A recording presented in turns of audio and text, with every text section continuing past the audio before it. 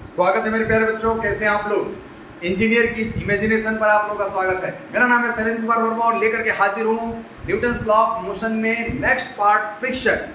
In fact friction तो एक अलग से ही चैप्टर है, अलग से ही हम लोग इसको ट्रीट करेंगे, लेकिन ये न्यूटन्स लॉ ऑफ मोशन का ही एक भाग है, एक पार्ट है जिसमें हम लोगों को बहुत सारा कॉन्सेप्ट क्लियर करना है कि फ्रिक्शन कैसे करता है वर्क और कैसे एक्सिलरेशन हमारे पास हो पाएगा। कोई दो बॉडी अगर कांटेक्ट में है और उसके ऊपर फोर्स लगाया जाए और फ्रिक्शन को कंसीडर किया जाए तो हमारे पास क्वेश्चन कैसे कंसीडर होंगे। तो फ्रिक्शन क्या है, कितने टाइप का हो सकता है और इसका कैलकुलेशन कैसे किया जाएगा, इन सब चीज़ों को आज हम लोग को पढ़ना है। तो चलिए हम लोग सबसे पहले ये जाने कि फ्रिक्शन क्या होता है। देखिए मेरे प्यारे बच्चों, कोई भी बॉडी जब किसी दूसरे बॉडी के रिस्पेक्ट में कांटेक्ट में रिलेटिव मोशन करना चाहती है, कोई भी बॉडी अगर इसके ऊपर हमने फोर्स लगाया, मान इसको हमने फिक्स कर रखा है और इस बॉडी इस ब्लॉक के ऊपर अगर हमने कोई फोर्स P लगाया है तो ये बॉडी इसके रिलेटिव मोशन करना चाहेगा। मोशन या तो करेगा या करने की कोशिश करेगा। तो मैंने कहा कि अगर फोर्स इस पे अप्लाई किया है ये इसके ऊपर, तो ये इसको रोकने की कोशिश करेगा और रोकने की कोशिश करेगा तो ये इसके कांटेक्ट में एक पैरेलल फोर्स अप्लाई करता है जो कि इनकी रिलेटिव वेलोसिटी को रिड्यूस करता है या हमारे पास रेजिस्ट करता है। अगर मोशन हो गया तो भी ये हमारे पास रेजिस्टेंस रहेगा। तो ये रेजिस्टेंस आता क्यों है और फ्रिक्शन फोर्स किस नेचर का होता है। तो हमने कहा कि देखो, कोई भी जो हमारे पास बॉडी है वो परफेक्टली स्मूथ नहीं हो सकती और परफेक्टली स्मूथ नहीं होगी तो इसमें इररेगुलर सेट्स होंगे, इसके सरफेस पर भी इसके सरफेस पर भी, और दोनों एक दूसरे को इंटरलॉक कर लेते हैं और इंटरलॉक करेंगे तो हम उसको मोशन कराएंगे और इसमें जो फोर्स इंटरलॉकिंग वाला जो आएगा वो इलेक्ट्रोस्टैटिक नेचर का होगा। इलेक्ट्रोस्टैटिक मतलब इनके बीच में बॉन्ड्स जो बन गए हैं इनके मॉलिक्यूल्स के बीच में, इसको तोड़ने के लिए अगेंस्ट में हमें फोर्स काम कराना पड़ता है और वो फोर्स ही हमारे पास क्या कहलाता है, फ्रिक्शन फोर्स। तो फ्रिक्शन फोर्स का अगर नेचर कहा जाए, फ्रिक्शन फोर्स का नेचर जो है, नेचर ये इलेक्ट्रोमैग्नेटिक फोर्स होता है। इलेक्ट्रोमैग्नेटिक इनके मॉलिक्यूल्स के बीच में, और ये इररेगुलर शेप अगर एक बार टूट गए तो रेगुलर तो टूटेंगे नहीं, इररेगुलरली हमेशा टूटेंगे। तो इररेगुलरली अगर टूटेंगे तो जो हमारे पास फ्रिक्शन फोर्स इनके सरफेस पर काम करेगा, सरफेस पर हमेशा कहां पर काम करेगा, सरफेस पर। यानी फ्रिक्शन फोर्स जो है वो फ्रिक्शन फोर्स हमारे पास रिलेटिव मोशन का अपोज करता है। अगर अपोज कर दिया तो मोशन नहीं होगा और अपोज करने की कोशिश करेगा, यानी अगर मोशन हो रहा है तो उसको भी रिड्यूस करने की कोशिश करेगा हमेशा। फ्रिक्शन फोर्स हमेशा पेयर में काम करता है। फ्रिक्शन ऑलवेज इन पेयर, हमेशा फ्रिक्शन किसमें होगा, पेयर में होगा, हमेशा पेयर में होगा। तो मतलब एक बॉडी की तरफ हमने कहा कि देखो डायरेक्शन हमने ये कहेंगे, मान लो अगर मैं ये अपने हाथ को इस बोर्ड पे ऐसे रब कर रहा हूँ, देखो ये मिट गया। हाँ, हमने कहा कि ऐसे अगर रब कर रहे हैं तो मेरे हाथ पर जो फ्रिक्शन फोर्स लगेगा ऊपर लगेगा और बोर्ड पे जो फ्रिक्शन फोर्स लगेगा वो नीचे लगेगा। हमेशा equal and opposite, relative motion हो रहा है या नहीं हो रहा है, ये बॉडी इसको कहेगी कि तुम मेरे साथ चलो, तो किस फोर्स से लेकर के चलेगा, अपने साथ फ्रिक्शन फोर्स के साथ लेकर के जाने की कोशिश करेगा। और ये ब्लॉक कहेगा कि तुम मत जाओ तो ये इसको रोकने की कोशिश करेगा और रोकने की कोशिश करेगा तो हमारे पास फ्रिक्शन फोर्स आएगा। फ्रिक्शन फोर्स ही है इन दोनों के कनेक्टिंग। अगर यहाँ पर कोएफिशिएंट ऑफ फ्रिक्शन मतलब परफेक्टली स्मूथ अगर हमारे पास हो जाएगा तो हमारे पास फ्रिक्शन फोर्स का वैल्यू क्या हो जाएगा, 0 हो जाएगा। अब हमने कहा कि फ्रिक्शन फोर्स हमेशा क्या काम करेगा, रोकने की रिलेटिव टेंडेंसी जो है, रिलेटिव मोशन की टेंडेंसी जो है उसको रिड्यूस करने की कोशिश करता है। इतना बेसिक सब लोग जानते हैं। कैलकुलेशन पर हम लोगों को काम करना है। तो टाइप ऑफ फ्रिक्शन में हम लोग क्या लिखेंगे, हमने कहा कि टाइप ऑफ फ्रिक्शन की अगर बात किया जाए तो फ्रिक्शन कितने टाइप का होगा, तो फ्रिक्शन हमारे पास 2 टाइप का होता है। एक होगा स्टैटिक फ्रिक्शन और एक होगा डायनेमिक फ्रिक्शन या काइनेटिक फ्रिक्शन भी कहते हैं। टाइप ऑफ फ्रिक्शन में अगर हम लोग कहें कि एक हमारे पास स्टैटिक फ्रिक्शन है, स्टैटिक फ्रिक्शन, दूसरा हमारे पास होगा डायनेमिक और काइनेटिक फ्रिक्शन। डायनेमिक और काइनेटिक फ्रिक्शन। डायनामिक या काइनेटिक फ्रिक्शन के दो पार्ट होते हैं। एक होता है हमारे पास स्लाइडिंग फ्रिक्शन, स्लाइडिंग फ्रिक्शन जब मोशन में हो जाएगा तो, और एक होता है रोलिंग फ्रिक्शन।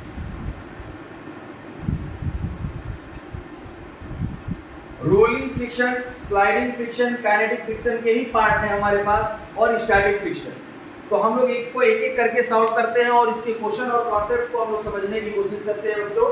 तो आइए, हमने कहा कि देखो स्टैटिक फ्रिक्शन क्या है। सबसे पहले अगर हमने कहा कि स्टैटिक फ्रिक्शन की वैल्यू और क्या मतलब होता है और कैसे क्वेश्चन में आएगा, हमने कहा कि कोई भी बॉडी अगर एक दूसरे के कांटेक्ट में है, दूसरे बॉडी के कांटेक्ट में है, और अगर हम इसको मोशन कराना चाहते हैं, हमने इसके ऊपर फोर्स अप्लाई किया और ये फोर्स इसको मोशन कराना चाहता है, क्योंकि फोर्स का नेचर ही होता है हमारे पास मोशन को मोशन कराए या मोशन कराने की कोशिश करे। तो हमने कहा कि ठीक है भाई, ये अगर मोशन कराने का कोशिश कर रहा है तो यहाँ पर एक अपोजिंग फोर्स डेवलप होगा।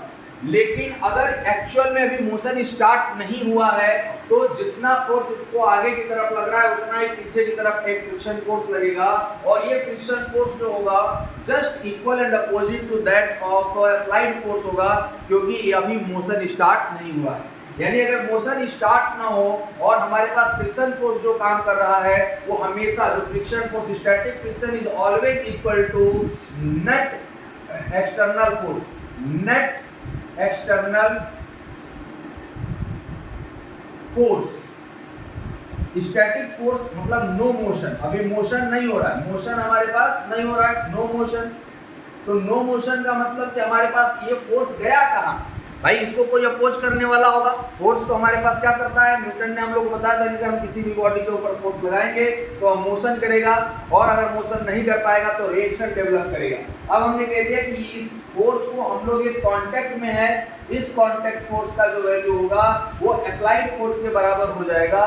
तो net force acting on the body zero हो जाएगा, और नेट फोर्स जीरो होने का मतलब है, अगर हम लोग इसका फ्री बॉडी डायग्राम बनाने की अगर बात कहें तो इसके ऊपर P फोर्स हमने लगाया और फ्रिक्शन फोर्स F, और ये मोशन नहीं हो रहा है, नो मोशन का मतलब एक्सेलरेशन जीरो, यानी P minus F is equal to zero, यानी P is equal to F। ये F है हमारे पास क्या है भैया, यही तो हमारे पास स्टैटिक फ्रिक्शन है।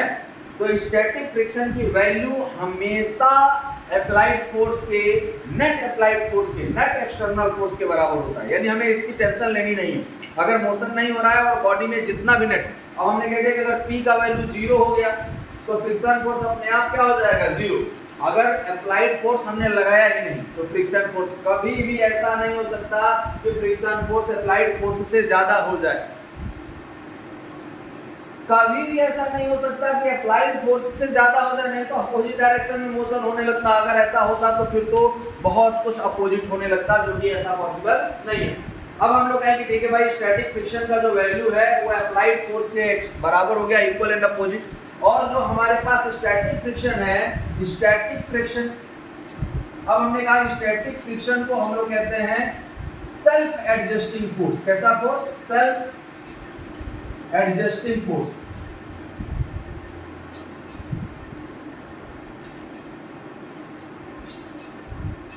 सेल्फ एडजस्टिंग फोर्स क्यों कहा जाता है इसको, सेल्फ एडजस्टिंग फोर्स इसलिए कहा जाता है कि अगर मान लो ये जीरो था तो यहाँ पर जीरो, हमने कह दिया कि यहाँ पर 2 न्यूटन का फोर्स लगाया है, और तो यहाँ पर फ्रिक्शन फोर्स कितना लगेगा, 2 न्यूटन का लगेगा। अगर हमारे पास मोशन नहीं हो रहा है, नो मोशन की कंडीशन है, मान लो अगर इसका वजन ही हमारे पास उससे कम हो, मान लो ये 10,000 किलो न्यूटन है हमारे पास, जो भी हो, यहाँ पे कोएफिशिएंट ऑफ फ्रिक्शन कुछ ना कुछ प्रेजेंट होगा। जैसे जैसे हम एक्सटर्नल फोर्स की वैल्यू बढ़ाते जाएंगे, ये फ्रिक्शन फोर्स भी हमारे पास क्या हो जाएगा, बढ़ जाएगा। इसीलिए इसको लेजिक फोर्स भी कहते हैं। लेजिक फोर्स का मतलब जितना आपने अप्लाई किया है सिर्फ उतना ही हमारे पास काम करेगा, उससे ज्यादा हमारे पास नहीं आ सकता है स्टैटिक फ्रिक्शन की बात। अब हमने कहा कि ठीक है भाई, स्टैटिक फ्रिक्शन की वैल्यू हम बढ़ाते गए तो कोई एक ऐसा समय तो आएगा जब ये जस्ट मोशन करने वाला होगा, मोशन अभी हुआ नहीं है, यानी स्टैटिक फ्रिक्शन का वो maximum value, limiting maximum value, उस मैक्सिमम वैल्यू को हम लोग लिमिटिंग फ्रिक्शन कहते हैं। तो स्टैटिक फ्रिक्शन के अगर हम लोग कहें तो इसी का अगला पार्ट होता है लिमिटिंग फ्रिक्शन। लिमिटिंग फ्रिक्शन क्या है, हम लोग यहाँ चलिए ठीक है सर समझते हैं लिमिटिंग फ्रिक्शन क्या है। What is the limiting friction? Static friction तो हम लोग समझ गए, मोशन नहीं हो रहा। लिमिटिंग फ्रिक्शन में भी हमारे पास फ्रिक्शन नहीं होता, मोशन नहीं होता, लिमिटिंग फ्रिक्शन। लिमिटिंग फ्रिक्शन में भी हमारे पास मोशन नहीं होगा। हमने कहा कि कोई बॉडी है, इसके ऊपर हमने पी फोर्स अप्लाई किया, ये मैक्सिमम फोर्स है। मैक्सिमम स्टैटिक फ्रिक्शन की वैल्यू को ही हम लोग कहते हैं maximum static friction. Static friction को ही हम लोग क्या कहते हैं? Limiting friction. No motion, motion is not begin, motion no motion, अभी भी मोशन नहीं हो रहा है। नो मोशन, मोशन नहीं हो रहा है अभी भी। और अगर मोशन नहीं हो रहा है इस केस में हमारे पास आएगा एफएल, और एफएल जो होगा हमारे पास देखो इसके ऊपर इसका वेट काम करेगा mg, और यहाँ पर हमारे पास काम करेगा इसका नॉर्मल रिएक्शन। तो लिमिटिंग फ्रिक्शन जो है वो मैक्सिमम स्टैटिक फ्रिक्शन है, और लिमिटिंग फ्रिक्शन का जो वैल्यू होता है वो directly proportional to normal reaction. Limiting friction का जो हमारे पास वैल्यू है directly proportional to normal reaction है। अब हमने कहा कि लिमिटिंग फ्रिक्शन को अगर हम प्रोपोर्शनैलिटी साइन हटाएंगे तो यहाँ पर म्यू स्टैटिक आएगा, ये म्यू कोएफिशिएंट ऑफ फ्रिक्शन कहलाता है। Coefficient of static friction, mu S क्या है? कोएफिशिएंट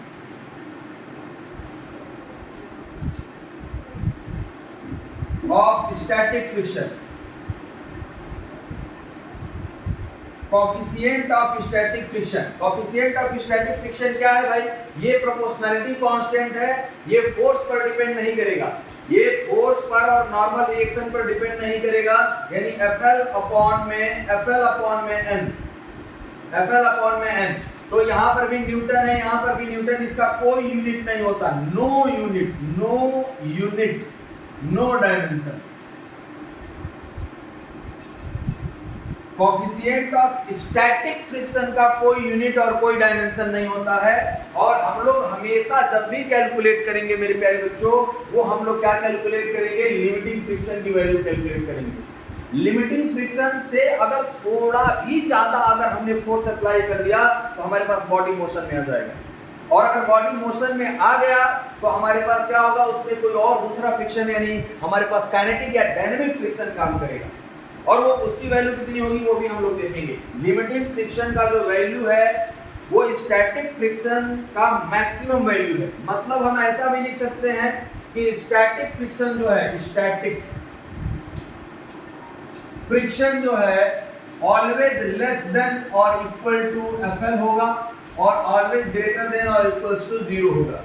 FL से ज्यादा हमारे पास लिमिटिंग फ्रिक्शन से कम होगा या बराबर हो सकता है, या हमारे पास 0 हो सकता है। यानी हम लोग ये कहेंगे स्टैटिक फ्रिक्शन के मैक्सिमम वैल्यू को ही हम लोग क्या कहते हैं? लिमिटिंग फ्रिक्शन कहते हैं। इससे थोड़ा सा भी ज्यादा अगर हमने फोर्स अप्लाई किया तो हमारे पास बॉडी क्या कर जाएगा? मोशन में आ जाएगा। अब हमने कहा कि ठीक है सर, यहाँ तक भी हमें कोई दिक्कत नहीं है, लिमिटिंग फ्रिक्शन है और हमारे पास बॉडी क्या आ गया? मोशन में आ गया। अब अगर हमें इससे ज्यादा फोर्स जैसे ही अप्लाई करेंगे तो हमारे पास फोर्स हमारे पास क्या होगा? मोशन में आएगा, और मोशन में अगर आ जाएगा तो हमारे पास कौन सा फ्रिक्शन काम करेगा? डायनेमिक फ्रिक्शन काम करेगा या काइनेटिक फ्रिक्शन काम करेगा। तो अब हमने कहा कि देखो चलो पहले इस पर एक न्यूमेरिकल अगर हम लोग बात करें तो मैं एक चीज बता रहा हूं आप लोगों को, फ्रिक्शन का क्वेश्चन सॉल्व करते वक्त कभी भी फ्रिक्शन का क्वेश्चन सॉल्व करते वक्त बच्चा लोग कभी भी आपको दो बातों का ध्यान रखना है। आपको कभी भी हमारे पास दो बातों का क्या याद रखना है? हम लोग हमने कहा कि हमारे ये जो इंपॉर्टेंट पॉइंट की अगर हम लोग बात करें कि इंपॉर्टेंट पॉइंट है, हमने कहा कि हमें दो टाइप के फोर्स देखने हैं। कभी भी फ्रिक्शन में हमारे पास टू टाइप के फोर्स होंगे, एक मोशन कराने वाला या मोशन को स्टार्ट करने वाला, और दूसरा एक रिएक्शन प्रोड्यूस करने वाला। ये दोनों फोर्स अलग अलग होंगे। रिएक्शन फोर्स हमेशा कांटेक्ट सरफेस के परपेंडिकुलर होता है और फ्रिक्शन फोर्स हमेशा कांटेक्ट सरफेस के पैरेलल होगा। अब हम लोग कहेंगे इंपॉर्टेंट क्या है? There are two type of force, there are two types of force. देखो ये सबसे इंपॉर्टेंट बात है, इस बात को ध्यान रखिएगा। There are two types of force, one is starting or try to start, one is try to move,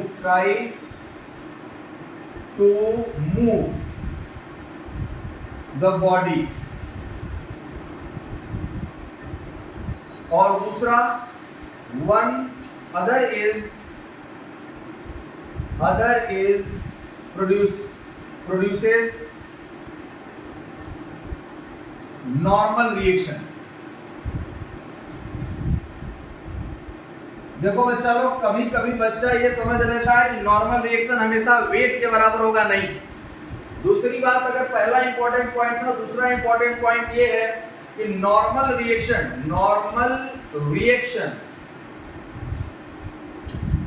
always perpendicular to the contact surface and friction force, चाहे वो स्टैटिक हो, डायनेमिक हो, लिमिटिंग हो, उससे कोई फर्क नहीं पड़ता, friction force always parallel to contact surface.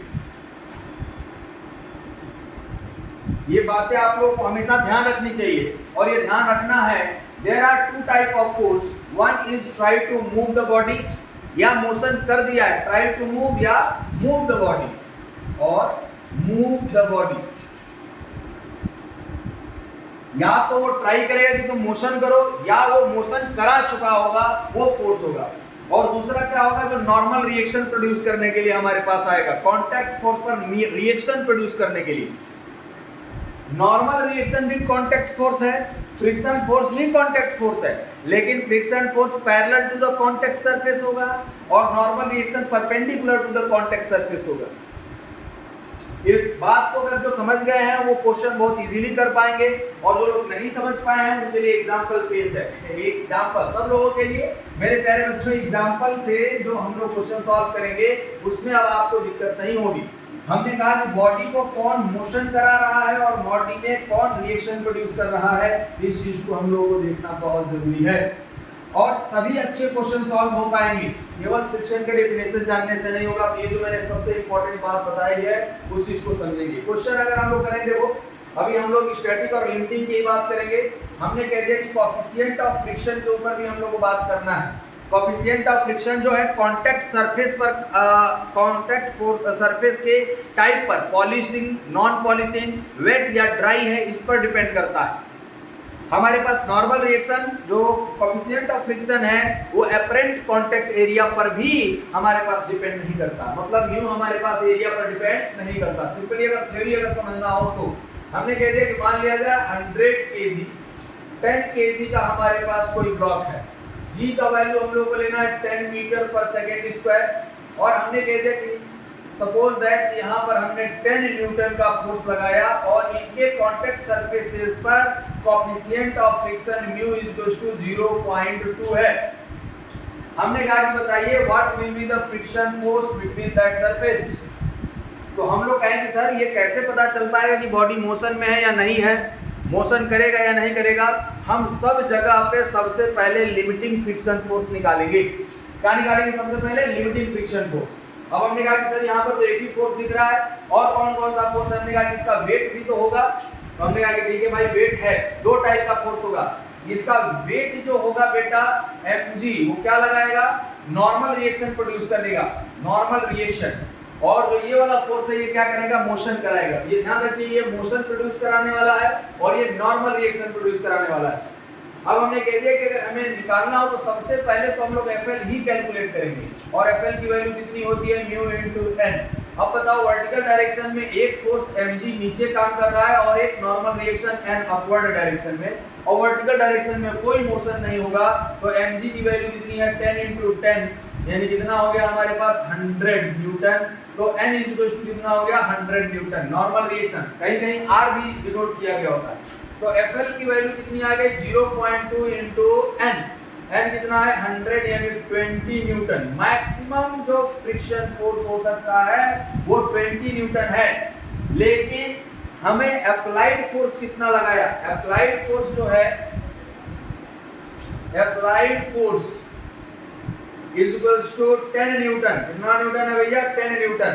तो हमारे पास जो इसमें मोशन होगा कि नहीं होगा? मैक्सिमम वैल्यू जो एक्सर्ट कर सकता है, तो मोशन नहीं होगा।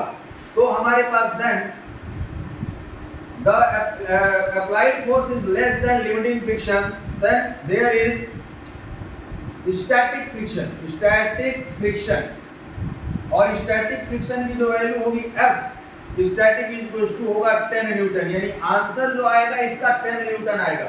Always we will calculate this one. अगर ये फोर्स इससे कम है तो हमारे पास स्टैटिक फ्रिक्शन होगा, ये फोर्स इसके बराबर है तो लिमिटिंग फ्रिक्शन काम करेगा, ये फोर्स इससे ज्यादा है तो डायनेमिक फ्रिक्शन काम करेगा, काइनेटिक फ्रिक्शन काम करेगा।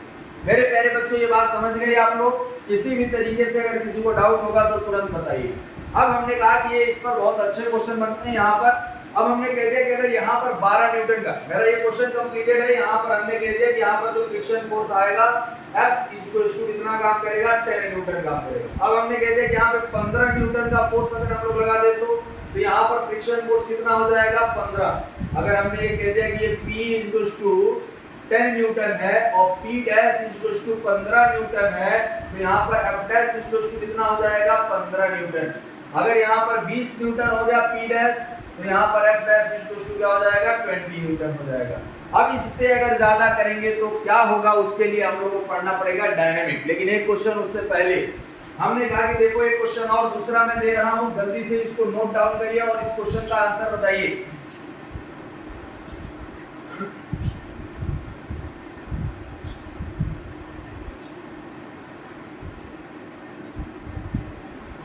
मैंने कहा देखो बच्चों, अगर हमारे पास कोई एक ब्लॉक है, वर्टिकल ब्लॉक, और इस पे एक हमारे पास ये वर्टिकल वॉल है। Question number second, most important, ज्यादातर बच्चा लोग इसमें कंफ्यूज रहता है और इसी के लिए मैंने इंपॉर्टेंट पॉइंट्स लगाए। हमने कह दिया कि ये 30 न्यूटन का फोर्स हमारे पास काम कर रहा है। चलो 30 न्यूटन का, हम लोग 200 न्यूटन का फोर्स काम कर रहा है और इसका जो वेट है भैया, वो वेट हमारे पास है, हमने कह दिया कि वेट जो है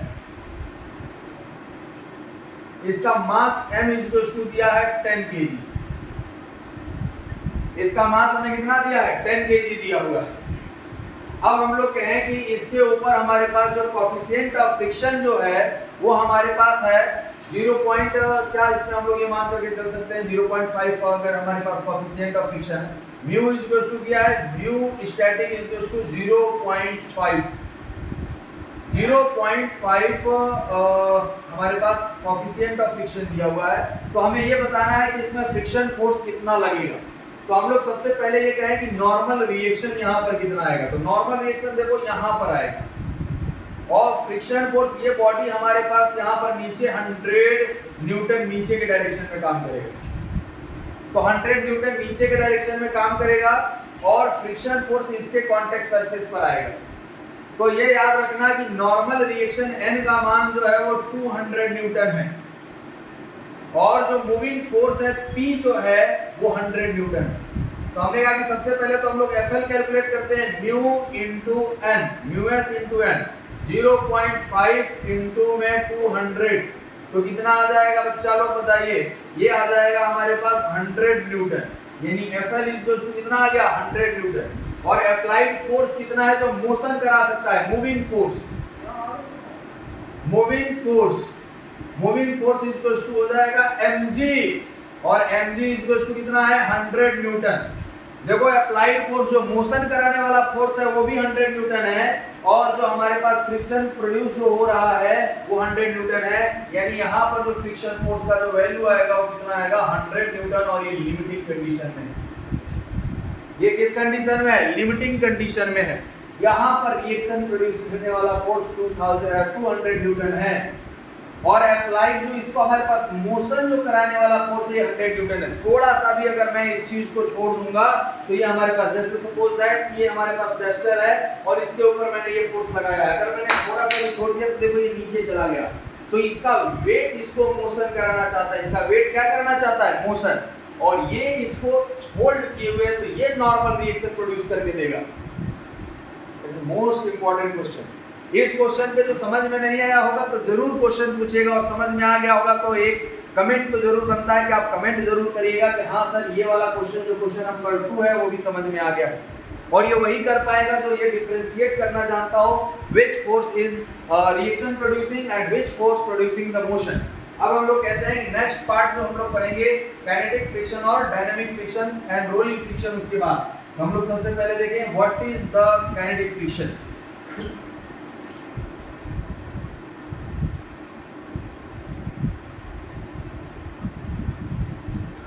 काइनेटिक फ्रिक्शन अगर हम लोग दूसरा पार्ट अगर हम लोग बात करें तो कहेंगे काइनेटिक फ्रिक्शन, और इसी को डायनामिक फ्रिक्शन भी कहते हैं हम लोग, डायनामिक फ्रिक्शन।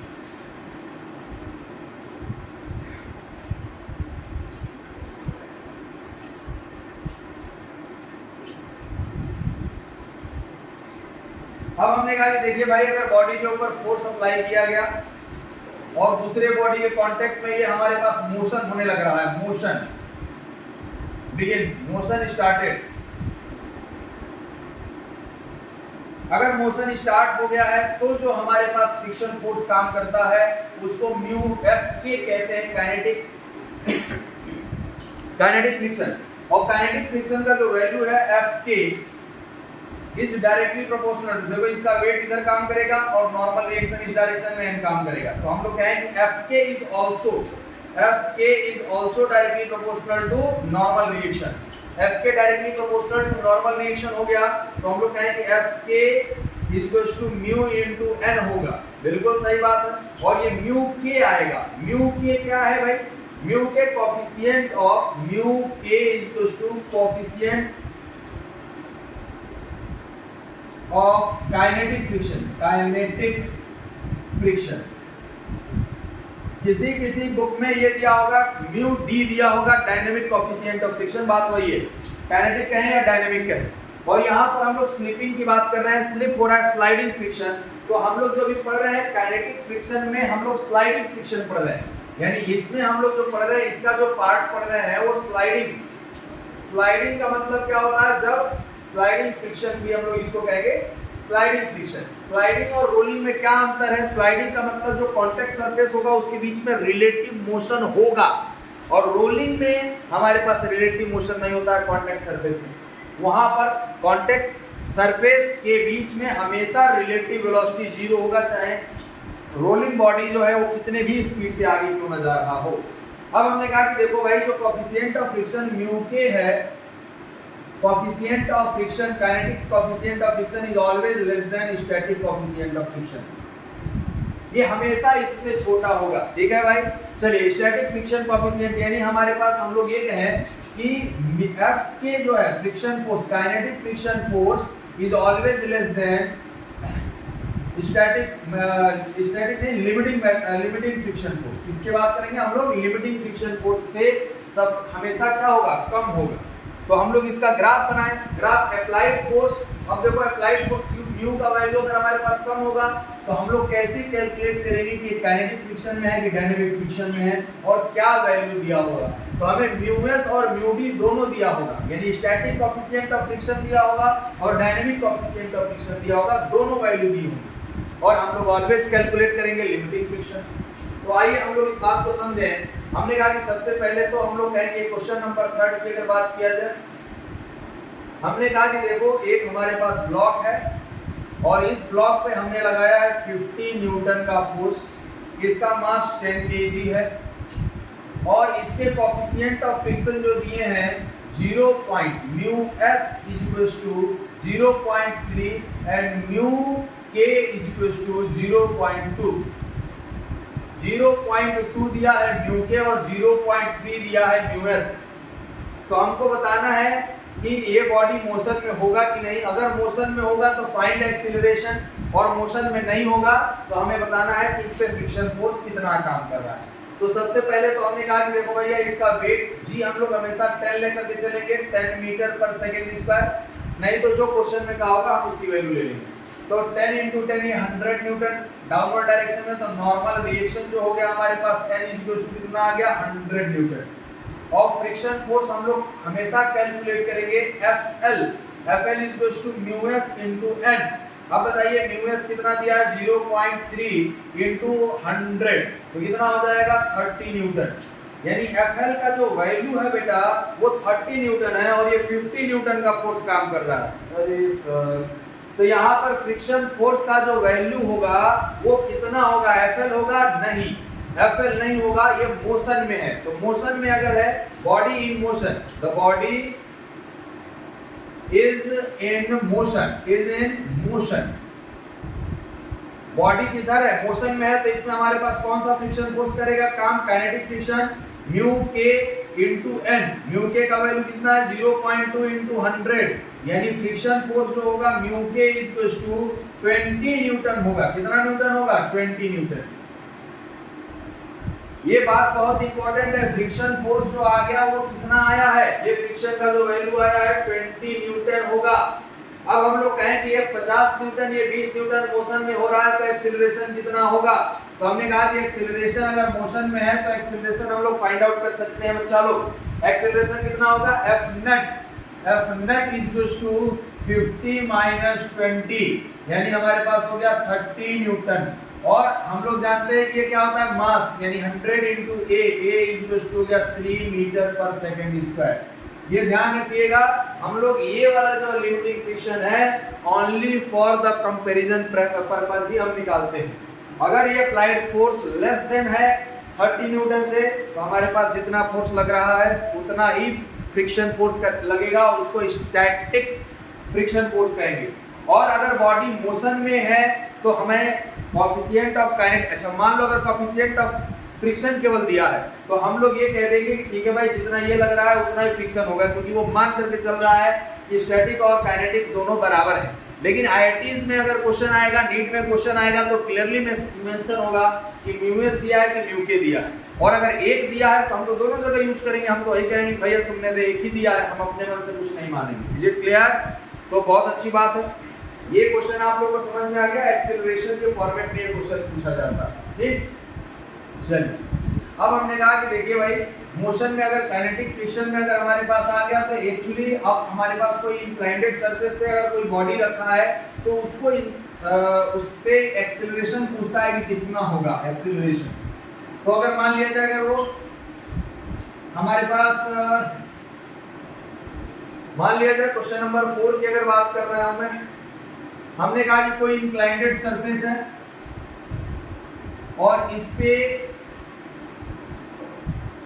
100 kg मतलब 100 kg का 10 kg का हमारे पास एक ब्लॉक रखा है और इसका एंगल ऑफ इंक्लाइनेशन 60 डिग्री दिया हुआ है और कोएफिशिएंट ऑफ फ्रिक्शन जो दिया है 0.2 दिया। कितना दिया है 0.2 दिया। तो ये बॉडी मोशन करेगा कि नहीं, और अगर मान लीजिए ये म्यू एस दिया है तो म्यू के हम लोग कह रहा है कि म्यू के 0.15 दिया है। तो सबसे पहले बच्चा लोग तो हम लोग ये कहें कि इसको मोशन कराने वाला फोर्स कौन सा होगा और नॉर्मल रिएक्शन प्रोड्यूस करने वाला फोर्स कौन सा होगा। इसमें तो और कोई फोर्स काम ही नहीं कर रहा है भाई। यहाँ पर 10 kg हमने रख दिया है तो हमने कह दिया कि पहले देखते हैं इसका वेट किधर काम करेगा, वर्टिकली डाउनवर्ड। और मैं आप लोगों को ये बता चुका हूँ कि अगर ये एंगल 60 है तो यहाँ से अगर एक्सटेंड करेंगे तो ये भी 60 होगा, ये 90 माइनस 60 यानी 30 डिग्री होगा, ये 30 है तो ये 60 होगा, यानी ये वाला एंगल कितना हो गया 60 डिग्री का। और इसका वेट 100 न्यूटन इधर नीचे की तरफ काम कर रहा है तो इसका इस डायरेक्शन में कंपोनेंट जो आएगा 100 cos 60 और इस डायरेक्शन में क्या आ जाएगा 100 sin 60। अब देखिए इसके दो टुकड़े हो गए, ये हमारे पास क्या प्रोड्यूस करेगा नॉर्मल रिएक्शन और ये क्या प्रोड्यूस करवाएगा मोशन कराने की कोशिश करेगा। मोशन हो पाएगा कि नहीं हो पाएगा, हम तो नॉर्मल रिएक्शन, तो सबसे पहले हमने कह दिया कि यहाँ पर एक कांटेक्ट सरफेस नॉर्मल रिएक्शन काम करेगा तो n इक्वल्स टू कितना हो गया बताइए भैया। वर्टिकल डायरेक्शन में कोई मोशन नहीं हो रहा है यानी नेट एक्सीलरेशन इस डायरेक्शन में 0 है, तो एक नेट डायरेक्ट एक्सीलरेशन 0 है तो n इक्वल्स टू 100 cos 60 और cos 60 का मतलब हो गया 50 न्यूटन। देखा कि चलिए ठीक है भाई, नॉर्मल रिएक्शन हम लोगों ने कैलकुलेट कर लिया। अब बताइए नॉर्मल रिएक्शन तो FL कितना होता है लिमिटिंग फ्रिक्शन, तो लिमिटिंग फ्रिक्शन होगा हमारे पास mu into n, mu static. तो FL की वैल्यू कितनी हो गई हमारे पास भैया, FL की वैल्यू आ जाएगी 0.2 इंटू में 50। तो हमारे पास कितना हो गया भाई 10 न्यूटन। कितना न्यूटन आ गया आपका 10 न्यूटन आ गया। चलिए ठीक है सर, हमने 10 न्यूटन यहाँ तक भी हम लोगों को कोई दिक्कत नहीं था। अब हमको बताइए सर कि ये जो फोर्स है, जो मोशन कराने वाला फोर्स है, वो कितना है। देखिए स्टेप वाइज स्टेप अगर नहीं देखेंगे तो थोड़ी सी दिक्कतें होंगी। स्टेप वाइज स्टेप चलिए, सबसे पहले हम लोगों ने रिएक्शन कैलकुलेट किया। रिएक्शन कैलकुलेट करने के बाद लिमिटिंग फ्रिक्शन हमने निकाला। लिमिटिंग फ्रिक्शन से हम लोग कंपेयर करेंगे। अब लिमिटिंग फ्रिक्शन से कंपेयर करने के बाद हमने माना कि 10 न्यूटन आ गया है। अब हम पहले अप्लाइड फोर्स देखेंगे कितना है। तो अप्लाइड फोर्स 100√3/2 यानी 50√3 है, और 50√3 is greater than limiting friction. इसका मतलब कि बॉडी मोशन करेगा, और मोशन जैसे ही करेगा तो कौन सा फ्रिक्शन हमारे पास काम करेगा, काइनेटिक फ्रिक्शन। तो हम लोगों को पास Fk निकालना पड़ेगा 0.15 × 50। तो कितना हो जाएगा भाई 1.5, तो ये हो जाएगा 7.5 न्यूटन।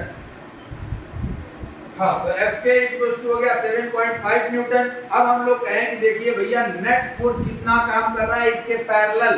तो हमने कहा कि F नेट जो होगा वो हो जाएगा 50√3 माइनस Fk यानी 7.5, और हम लोग जानते हैं मास इनटू एक्सीलरेशन यानी 50√3 minus 7.5 is equals to acceleration. Mass कितना है 10 kg into a is equals to 50√3 minus 7.5, a is equals to आ जाएगा 5√3 माइनस 0.75।